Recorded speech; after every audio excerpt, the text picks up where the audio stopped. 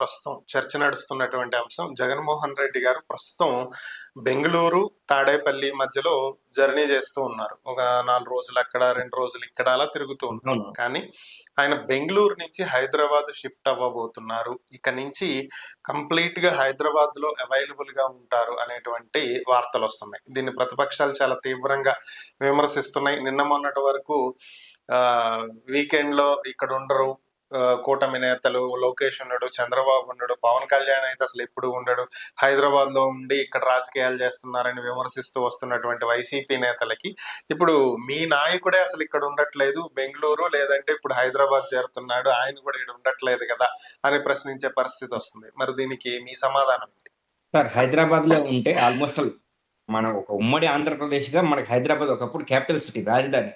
ఇప్పుడు సరే okay విడిపోయాం, but Hyderabad లో ఉంటే ఆంధ్రప్రదేశ్ లో ఉన్నట్టే ఆల్మోస్ట్.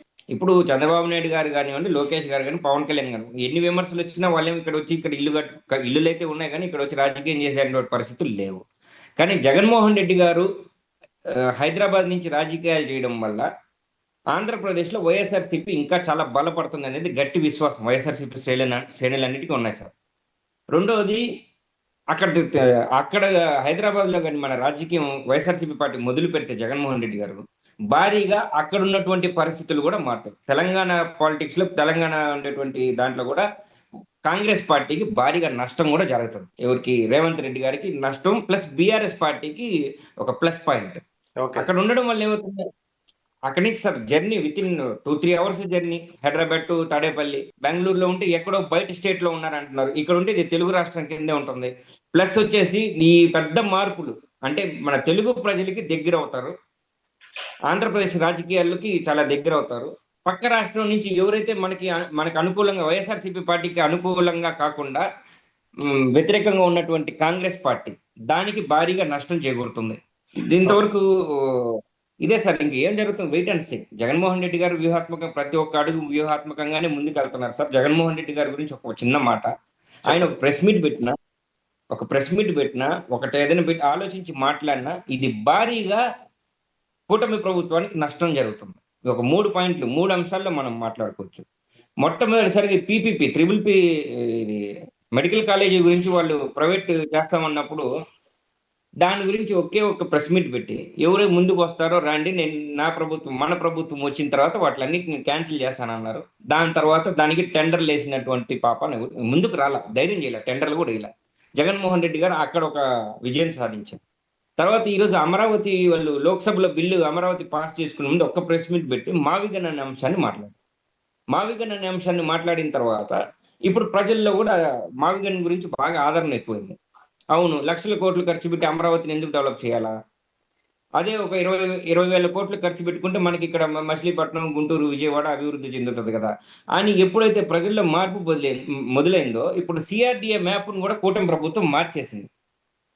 ఇటు గుడివాడ, ఇటు మచిలీపట్నం, ఇటు సత్తెనపల్లి, ఇటు గుంటూరు, ఇటు సిఆర్డిఏ మ్యాప్ కూడా అంటే మారిపోయింది. అంటే జగన్మోహన్ రెడ్డి గారు మాట్లాడడం వల్ల ఆంధ్రప్రదేశ్ ప్రజలకు మేలే జరుగుతుంది కానీ ప్రతిసారి నష్టమైతే ఏం జరగట్లేదు సార్. ఇప్పుడు అదేవిధంగా 3వ అంశం, మన నెల్లూరులో జరిగినటువంటి జువల్దిన్న హార్బర్, ఫిషింగ్ హార్బర్లు కూడా వాళ్ళకి మత్స్యకారులకి కేటాయించినటువంటి స్థలాలని వీళ్ళు ప్రైవేట్ డిఫెన్స్ ఇట్లాంటి కంపెనీలకి ఇవ్వడం, వాటికి కూడా ఏంటంటే ఇంకా రానుండే రోజులు ఎవరు కూడా ముందుకు ప్రైవేట్ కంపెనీలు వచ్చి ఏదో వాళ్ళకి కేటాయించినటువంటి మత్స్యకారులకు కేటాయించినటువంటి భూముల్ని మనం కబ్జా చేసుకొని ఇక్కడి నుంచి వ్యాపారాలు చేసుకోవాలనేటువంటి కూడా వాటికి కూడా జగన్మోహన్ రెడ్డి గారు ఒకే ఒక్క ప్రెస్ మీట్, అదే అక్కడికి వెళ్ళి నెల్లూరుకి వెళ్ళి రావడం వల్ల అది కూడా ఆగిపోయినటువంటి పరిస్థితి.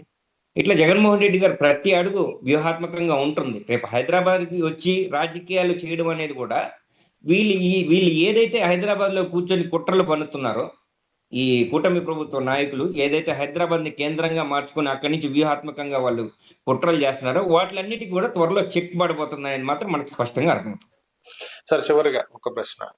గతంలో 2019 ఎన్నికలకు ముందు 2019 ఏప్రిల్లో ఎన్నికలు జరిగినాయి. కరెక్ట్ గా ఫిబ్రవరిలో ఆయన తాడేపల్లిలో గృహప్రవేశం చేయడం జరిగింది.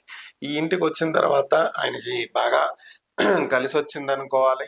ఏదైనా కావచ్చు, 151 సీట్లతో అధికారాన్ని చేపట్టారు. మరి అలాంటిది ఆయన తాడేపల్లిని వదిలేసి హైదరాబాద్ లో ఉండటం ఏంటి? అదేదో ఇక్కడే ఉండొచ్చు కదా, మరలా 2029లో అధికారానికి వచ్చే అవకాశం కూడా ఉంటది కదా. సో ఎందుకు ఇలా షిఫ్ట్ అవ్వాల్సి వచ్చింది? దీని వెనక ఏమైనా ప్రత్యేకమైన కారణాలు ఉన్నాయి? భావించేది ఏంటంటే తాడేపల్లిలో ఉండొచ్చు కదా అనేది ప్రతి ఒక్కరికి ఐడియా, ఒక ఆలోచన అయితే ఉంది. బట్ మేము అనుకునేది ఏంటంటే సార్, జగన్మోహన్ రెడ్డి గారికి లైఫ్ థ్రెట్ ఖచ్చితంగా ఉందని అనుకుంటాం. ఈ కూటమి ప్రభుత్వ నాయకుల వల్ల లైఫ్ థ్రెట్ ఉండే అవకాశాలు ఉంటాయి. సెక్యూరిటీ మొత్తం తీసేశారు సార్. తాడేపల్లిలో ఇంతకుముందు జగన్మోహన్ రెడ్డి గారు ఉన్నప్పుడు ఆ ఏరియా ఎంత హై సెక్యూరిటీ ఏరియాగా ఉండేదో, ఇప్పుడు అట్లాంటిది సెక్యూరిటీ అనేది ఎక్కడా కనిపించట్లా. ప్రైవేట్ సెక్యూరిటీ పనిచేస్తుంది. ఖచ్చితంగా లైఫ్ థ్రెట్ అనేది ఖచ్చితంగా జగన్మోహన్ రెడ్డి గారికి ఉంటది. అందువల్లే తాడేపల్లిలో ఉండటం లేదనేది మాత్రం మనకి ఎక్కువగా వినిపిస్తున్నట్టు మాట. జగన్మోహన్ రెడ్డి గారి మీద వీళ్ళు ఎన్నో కుట్రలు. ఇంకోటి చిన్న మాట సార్, మీ ఛానల్ ద్వారా చెప్పుకోవాలి. జగన్మోహన్ రెడ్డి గారు ఏ రోజైతే సొంతగా పార్టీ పెట్టారో ఆ రోజు నుంచే చంద్రబాబు నాయుడు గారు వ్యూహాత్మకంగా కొన్ని ఎత్తులు, పై ఎత్తులు, అది రాజకీయంగా కాకుండా ఆయన్ని దెబ్బతీసే విధంగా, ఆ కుటుంబం పరువు, జగన్మోహన్ రెడ్డి గారి కుటుంబం పరువు తీసే విధంగా వీళ్ళు ఒక్కొక్కటి స్టెప్ టు స్టెప్ వాళ్ళ నాయకుల చేత తిట్టించడం కావచ్చు, లేదంటే వాళ్ళ మీడియా ఛానల్ ద్వారా మాట్లాడించడం కూడా కావచ్చు. ఈ 2 అంశాలు మనం చూడాలి. ఇప్పుడు ఏబిఎన్ రాధాకృష్ణ గారు ఒక 3 రోజుల క్రితం ఆయన పేపర్లో ఒక హెడ్లైన్ కింద పెట్టారు. ఏదో రాజశేఖర రెడ్డి గారి ఇంట్లో 25 సంవత్సరాల క్రితం ఒక విషయం జరిగింది, నేను కానీ బయట పెట్టానంటే ప్రతి ఒక్కరు కూడా ఆశ్చర్యపోవాల్సినటువంటి పరిస్థితులు అని క్వశ్చన్ మార్క్ పెట్టారు. బట్ మేము అడగదలుచుకుంది నిజంగా రాజశేఖర రెడ్డి గారి ఇంట్లో 25 సంవత్సరాల క్రితం ఒక జరగకూడని విషయం ఏదైనా జరిగి ఉంటే, వీళ్ళు గుంట నక్కలు లాంటి వాళ్ళు, ఇలాంటి వాళ్ళు ఇన్ని సంవత్సరాలు ఎందుకు వెయిట్ చేస్తున్నారు ఆ విషయాన్ని బయట చెప్పకుండా? అట్లాంటి విషయం కానీ నిజంగా జరిగే ఉంటే, ఎప్పుడైతే జగన్మోహన్ రెడ్డి గారు పార్టీ పెట్టారో ఆ రోజే వీళ్ళు బయట చెప్పేసి ఉండేవాళ్ళు.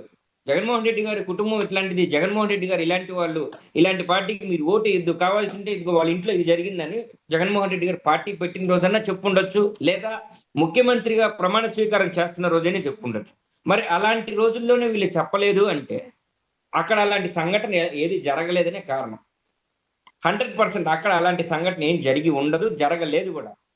ఇప్పుడు ఇలాంటి క్వశ్చన్ మార్క్ పెట్టి వీళ్ళు ఎందుకు వీళ్ళ పత్రిక ద్వారా చెప్తున్నారు అంటే, ప్రజల్లో ఒక కన్ఫ్యూజన్, అక్కడ ఏదో జరిగింది, ఒక మిస్టరీ లాగా దాన్ని ఎండ్ చేశారు. మెయిన్గా చెప్తే చాలా మంది మీ ముక్కును వేలేసుకుంటారు, మీరు ఆశ్చర్యపోతారు అని, అంటే ఒక క్వశ్చన్ మార్క్ ని అక్కడ ఒక మిస్టరీని క్రియేట్ చేసి వదిలిపెట్టారు. అంటే దీన్ని బట్టి ప్రజలు అర్థం చేసుకోవాల్సింది ఏంటంటే, రానుండే రోజుల్లో జగన్మోహన్ రెడ్డి గారి మీద ఏదో బురద జల్లే ప్రయత్నం వీళ్ళు చేస్తున్నారు. ఏదో పెద్ద అబద్ధం, ఏదో పెద్ద కుట్రకి ఈ కూటమి ప్రభుత్వం కుట్ర పన్నుతుంది అనే దానికి ఆ రోజు వాళ్ళు పెట్టిన హెడ్లైన్ ఒక ఉదాహరణ.